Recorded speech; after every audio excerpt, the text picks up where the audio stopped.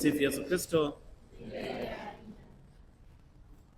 Kumpoteza mtu anayempenda sana, ndugu zetu, familia zetu, kumpoteza mtu unayempenda sana inasikitisha sana, maana yule unayempenda umeishi naye kwa miaka nyingi sana, ukajenga mazoea,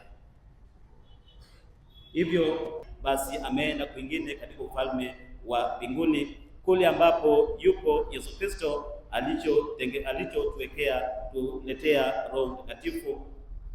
Tunaweza kuwa na huzuni kwa sababu tumemzoea Brother Peter sana, lakini pia tufurahi kwa sababu aliishi maisha yake kama mtawa, ametuacha, amekufa kama mtawa. Maana yake ni kwamba ameumaliza mwendo wake, lakini pia imani yake ameulinda, amekufa kama mtawa. Ina imani kwamba Brother Peter atakuwa katika ufalme wa mbinguni.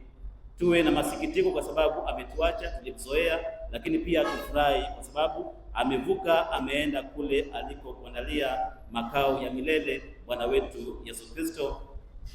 Kazi yetu sisi ni kumwombea brother wetu Peter ili Mungu amsamehe dhambi zake. Alikuwa binadamu. Raha ya milele umpe e Bwana,